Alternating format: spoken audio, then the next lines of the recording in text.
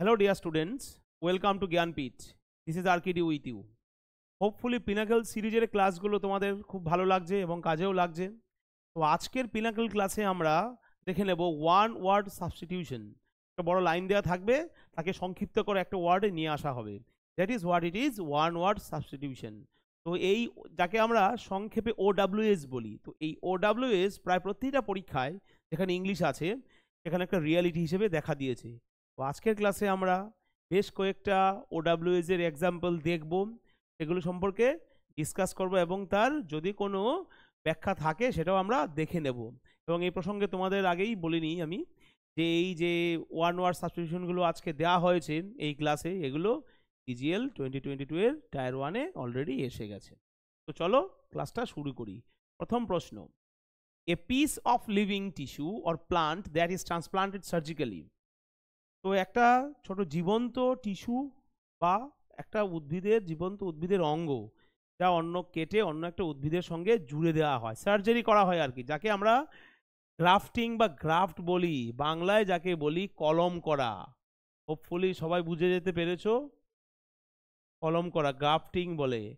একটা আম গাছের ডোগা কেটে নিয়ে আরেকটা আম গাছের সঙ্গে জুড়ে দেওয়া, অবশ্যই লিভিং টিস্যু থাকে তার মধ্যে বা একটা জীবিত অঙ্গ থাকে গাছের, সেটা জুড়ে দিয়ে আরেকটা গাছের সঙ্গে, সেটাকে আমরা বলি কলম করা বা গ্রাফট। নাউন হলে হবে গ্রাফটিং। তাহলে কোশ্চেন নাম্বার 1 হচ্ছে option D. 2, feeling or showing extreme tiredness, প্রচণ্ড ক্লান্ত অনুভব করছো বা কাউকে যদি প্রচণ্ড ক্লান্ত দেখায় তাহলে সেটার OWS কি হবে? হবে ওয়েরি, মানে বর্ণনাতীতভাবে ক্লান্ত সে, ওয়েরি। তাহলে কোশ্চেন নাম্বার 2 হচ্ছে option C. Question number 3, giving the wrong impression that something bad is going to happen, এমন একটা ভাব দেখানো হচ্ছে, এমন একটা বিষয় বোঝানো হচ্ছে যে সাংঘাতিক খারাপ কিছু ঘটতে যাচ্ছে, তার মানে বিপজ্জনক, আশঙ্কায় আশঙ্কিত, সাংঘাতিক খারাপ কিছু ঘটবে। কি হবে? ওয়ান ওয়ার্ড বা OWS ominous. Question number 3 option C, এই অমিনাস শব্দটা কিন্তু adjective. Question number 4, plants of a particular region. আমরা ক্লাস 10-এর যখন আমরা বাস্তুতন্ত্র পড়েছি ওখানে কিন্তু এই শব্দগুলো দেখেছি, flora and fauna. Plants of a particular region হচ্ছে ফ্লোরা, কোনো একটা নির্দিষ্ট স্থানের উদ্ভিদকুলকে আমরা বলি ফ্লোরা। তাহলে ফনা কাকে বলে? এই ফনা, কোনো একটা নির্দিষ্ট স্থানের জীবকুলকে আমরা বলি ফনা। যদি এখানে প্লান্টস না থেকে অ্যানিমেলস হতো, animals of a particular region, তাহলে অ্যান্সার হতো ফনা, কিন্তু দেয়া আছে plants of a particular region, তো অ্যান্সার হয়ে গেল flora. Question number 4 option A. 5, a shortened version of a larger work, একটা বড় কাজ, একটা বড় লেখার সংক্ষিপ্ত ভার্সন, একটা বড় লেখাকে ছোট করে প্রস্তুত করা। আমরা যারা 9-10-এ পড়ে এসেছি তারা দেখেছি বিভিন্ন জায়গায় যে অ্যাব্রিজড ভার্সন, দ্যাট মিন সংক্ষিপ্ত রূপ, একটা বড় কাজের, একটা বড় লেখার সংক্ষিপ্ত রূপ কি হবে তার OWS? এব্রিজমেন্ট। এটা কিন্তু নাউন। এব্রিজমেন্ট মানে কি? সংক্ষিপ্তকরণ। তাহলে question number 5 option D. 6, the man supervising the exam had a big moustache. পরীক্ষা যিনি চালাচ্ছিলেন, পরীক্ষার যিনি পরিদর্শন করছিলেন, তার একটা বিশাল বড় গোঁফ আছে, অনেকটা মার্ভ হিউজের মতো, অস্ট্রেলিয়ান প্লেয়ার মার্ভ হিউজ তার মতো গোঁফ আছে। তাহলে কি হবে? The man supervising the exam invigilator মানে পরিদর্শক। Question number 6 option D. 7, having or showing an excessively high opinion of one's appearance, abilities or work, এর অ্যান্সারটা দেখলে সবাই চমকে যাবে। মানেটাকে দেখে নিই। কোনো ব্যক্তির বাহ্যিক রূপ, তার দক্ষতা এবং তার যোগ্যতা সম্পর্কে দারুণ উচ্চ ধারণা পোষণ করা অথবা উচ্চ ধারণা দেখানো, এই এতগুলো শব্দের OWS হবে এই ভেইন, যার একটা মানে কিন্তু বৃথা বা ব্যর্থ, তাই না? এই ভেইন শব্দের একটা মানে কিন্তু বৃথা, আর একটা মানে কি? কোনো ব্যক্তির বাহ্যিক রূপ, তার ক্ষমতা বা দক্ষতা এবং তার যোগ্যতা কারো সামনে তুলে ধরা বা কারো কাছে সেই সম্পর্কে বলা, এই টোটাল ওয়ার্ডগুলোকে আমরা OWS করলে দাঁড়াবে এই যে ভেইন। তাহলে কতগুলো শব্দের OWSটা কত ছোট হয়ে গেছে দেখো। কোশ্চেন নাম্বার 7 হচ্ছে অপশন বি।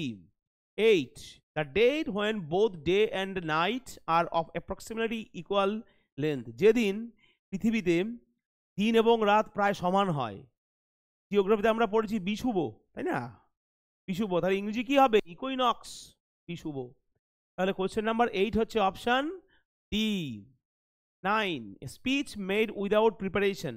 একজন বক্তৃতা দেবে বা একটা বক্তৃতা বা একজন কোনো বক্তৃতা দিচ্ছেন কোনো অনুষ্ঠানে, কিন্তু তার কোনো প্রিপারেশন নেই, নিজেকে তৈরি করেননি, তো এই ধরনের বক্তৃতা দেওয়া যদি হয়, এই ক্ষেত্রে এই ধরনের স্পিচকে আমরা বলবো extempore. Speech made without preparation, কোনো রকম প্রস্তুতি ছাড়া যে বক্তৃতা দেওয়া হয় সেটাকে আমরা কি বলি? Extempore. Question number 9 option A. Question number 10, A loud appeal or demand. ক্রিকেটের মাঠে যখন বল প্যাডে লাগে, সমস্ত 11 জন খেলোয়াড়ই আপিল করে, জোরে আপিল করে, জোরালো আবেদন করে। A loud appeal or demand, জোরালোভাবে আবেদন করা বা জোরালোভাবে কিছু চাওয়া উচ্চ স্বরে, সেটা কি হবে? Clamour, option C. তাহলে কোশ্চেন নাম্বার 10 হবে option C, clamour. 11, one who mediates in a deal or complex situation. একজন ব্যক্তি যিনি কোনো ডিল বা চুক্তি অথবা কোনো জটিল পরিস্থিতিতে মধ্যস্থতা করেন, যাকে আমরা বাংলায় বলে থাকি মধ্যস্থতাকারী বা মেডিয়েটর। কিন্তু এখানে তো মেডিয়েটর শব্দটা নেই, এখানে কি আছে? নেগোশিয়েটার। তো অ্যান্সার হবে নেগোশিয়েটার। এটা না থাকলে হতে পারত মেডিয়েটর, তাই না? তাহলে কোশ্চেন নাম্বার 11 হচ্ছে option D. 12, the study of languages very easy, philology. এটা নিয়ে আর নতুন কিছু বলার নেই। ভাষাবিদ্যা বা যে বিদ্যা ভাষা নিয়ে চর্চা করি তাকে বলি আমরা ফিলোলজি। তাহলে কোশ্চেন নাম্বার 12 হচ্ছে option A. 13, sharp and direct, তীক্ষ্ণ, চোখা এবং সরাসরি। কি হবে? Option A. শার্প অ্যান্ড ডাইরেক্টকে যদি আমরা OWS আকারে প্রকাশ করতে চাই, তাহলে অ্যান্সার কি হবে? Option A, স্যারবিক। শার্প মানে হচ্ছে তীক্ষ্ণ, চোখা, ডাইরেক্ট মানে সরাসরি বা সোজাসাপটা। তার কোনো বাক্য ব্যবহার যদি করি আমরা এই ক্ষেত্রে এসআরবিক সেন্টেন্স, তার মানে যে কথাটা বলেছি কারোর উদ্দেশ্যে সেই কথাটা ভীষণ তীক্ষ্ণ, তার গায়ে আঘাত লাগে এবং সেটা সরাসরি, এই ধরনের সেন্টেন্সকে বা এই ধরনের শব্দগুলোকে আমরা এই OWS এ এইভাবে প্রকাশ করতে পারি, acerbic, ACERBIC। 13 option A. 14, series of stars very easy, constellation. এই নিয়ে আর নতুন কিছু বলার নেই। কনস্টেলেশন, সিরিজ অফ স্টার্স এর OWS হবে মানে ওয়ান ওয়ার্ড সাবস্টিটিউশন হবে constellation. Question number 14 option B. 15, a person having significant experience in an occupation. একজন লোক যিনি কোনো একটা কাজে যথেষ্ট দক্ষতা অর্জন করেছেন এবং তিনি অভিজ্ঞতা সঞ্চয় করেছেন। দক্ষতা তো আছেই, তার অভিজ্ঞতাও সঞ্চয় করেছেন, অভিজ্ঞতায় বৃদ্ধ হয়েছেন তিনি। কি বলবো তাকে আমরা? Veteran. Question number 15 option C. আমরা বলি না ভেটেরান সোলজার্স, তার মানে যুদ্ধ নিয়ে তাদের অভিজ্ঞতা সাংঘাতিক। যেমন দেখবে জি নিউজে বা আজ তাকে বসে জেনারেল GD বক্সি, বিখ্যাত বই তার বোস, দ্য ইন্ডিয়ান সামুরাই, সবাই পড়ে দেখতে পারো বইটা, দুর্দান্ত বই, নেতাজি সুভাষচন্দ্র বোসের উপর। তাহলে question number 15 option C. 16, the act of washing oneself, স্নান করার যে কাজ, যদি ভনিতা না করে মানে বলি, the act of washing oneself মানে স্নান করা বা নিজেকে ধৌত করার কাজ, অ্যাবলিউশন। আমরা দেখেছি না, one who fears washing oneself কি হবে? অ্যাবলিউটোফোবিয়া। ফোবিয়াতেও এটা আছে, অ্যাবলিউটোফোবিয়া, যে স্নান করতে ভয় পায়, যার স্নান করায় ভয় আছে বা ফোবিয়া আছে, সেটাকে আমরা বলবো অ্যাবলিউটোফোবিয়া। কিন্তু এখানে হচ্ছে OWS যেহেতু কি আছে, the act of washing oneself, নিজেকে স্নান করার যে কাজটা, সেটা কি হবে? Ablution. Question number 16 option A. 17, a very expensive and elaborately build Tom, একটা ভীষণ দামি, ভীষণ ব্যয়বহুল এবং বিশাল এরিয়া নিয়ে, জায়গা নিয়ে তৈরি করা সৌধ, সমাধিক্ষেত্র, তার OWS হচ্ছে মৌসোলিয়াম। তো এই প্রসঙ্গে একটু ডাইগ্রেস করব যে আমাদের অনেকের ধারণা তাজমহল যে আছে আগ্রায়, এটা একটা মৌসোলিয়াম, শাহজাহানের স্ত্রী মমতাজের জন্য ভালোবাসার প্রতীক বলা হয় তাজমহলকে। তো এই প্রসঙ্গে বলি যে মোস্ট প্রবাবলি মমতাজের 13তম সন্তান হওয়ার সময় মমতাজ মারা যায়। তো এটা কি ধরনের ভালোবাসা যে নিজের স্ত্রীর 13 নম্বর সন্তান হতে গিয়ে তার প্রাণনাশ হয়ে যায়? এটা কি ধরনের ভালোবাসা সেটা আমাদের বুঝে নেওয়া উচিত, নাম্বার 1। নাম্বার 2 হচ্ছে যে যাকে আমরা বা যাকে শাহজাহান তাজমহল বলে চালিয়েছে, যাকে বা যে ইতিহাস বইয়ে রমিলা থাপারের ইতিহাস বইয়ে আমরা দেখেছি ডক্টর রমিলা থাপার, হ্যাঁ ইতিহাসবিদ, একজন সো কল্ড ইতিহাসবিদ, রামচন্দ্র গুহ, তারাও বলেন যে তাজমহল একটা স্মৃতিসৌধ, কিন্তু তাজমহল শাহজাহান বানিয়েছে তারা বলেছে, কিন্তু অ্যাকচুয়ালি তাজমহল শাহজাহান আসার আগে থেকেই তার অস্তিত্ব ছিল। তখন তাকে বলা হতো তেজ মহালয়া মন্দির, ভগবান শিবের একটা মন্দির। তো বেশ কয়েকটা দরজা আছে, এটা খুললে নাকি এটা প্রমাণ হয়ে যাবে, এটা প্রায়ই কিন্তু আমরা শুনছি এখন। মোস্ট প্রবাবলি একদিন হয়তো এই তেজ মহালয়া মন্দিরের বা তাজমহল, যে what ever be the case, হয়তো সেই দরজা একদিন খোলা হবে। যাকে ডায়াগ্রেস বেশি করে ফেললাম। তো কোয়েশ্চেন নাম্বার 17 হচ্ছে option A. Question number 18, rearing of silk worms is called horticulture. ভুল আছে। হর্টিকালচার মানে হচ্ছে উদ্যানবিদ্যা, বাগান পরিচর্যা করা যে বিদ্যা, বাগান করার যে বিদ্যা, হর্টিকালচার। তাহলে রেশম কীটের চাষ করা, সেটাকে কি বলবো? সেরিকালচার। যে রেশম থেকে সুন্দর সুতো তৈরি হয়, তার থেকে জামা টামা এইসব তৈরি হয় আর কি। তো rearing of silk worms is called sericulture, answer হবে সেরিকালচার। কোয়েশ্চেন নাম্বার 18, এখানে হর্টিকালচার না হয়ে কি হবে? সেরিকালচার। কোয়েশ্চেন নাম্বার 18 হবে option C, rearing of silk worms. রেশমের কীটকে লালন পালন করার যে বিদ্যা, যে বিজ্ঞান, সেটাকে আমরা বলি sericulture. Question number 18 option C. 19, the act of killing one's mother, মহাপাপ, মহাপাতকের কাজ এটা, কেউ হয়তো করেও না, করা উচিতও না, নরকেও তার ঠাঁই হবে না। মাকে মারার যে কাজ, সেটাকে বলা হয় matricide. Question number 19 option D. 20, small shelter for my dog, আমার কুকুরের জন্য একটা ছোট্ট বাসা, ছোট্ট একটা আস্তানা, কি নাম তার? Kennel, KENNEL, kennel. এটা হচ্ছে ক্যানাল, এটা হচ্ছে কেনেল।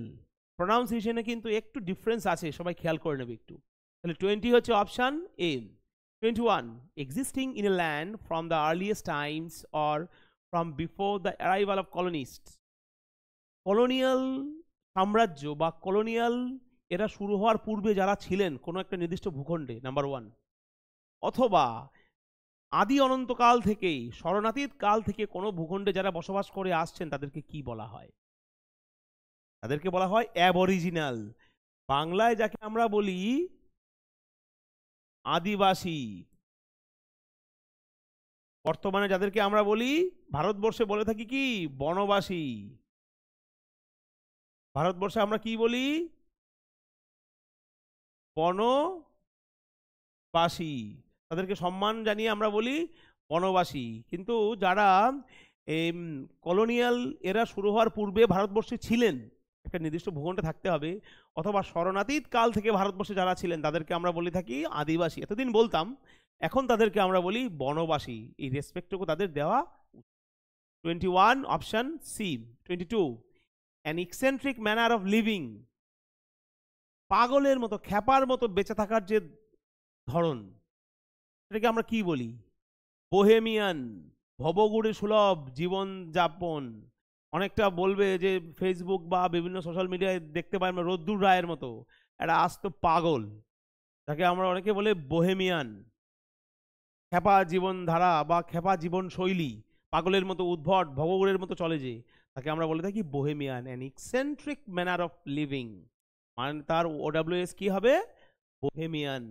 22 হচ্ছে option A. 23, the property left to someone by will, will করে পিতা পুত্রের জন্য সম্পত্তি রেখে গেছে, এটাকে কি বলবো? লিগ্যাসি।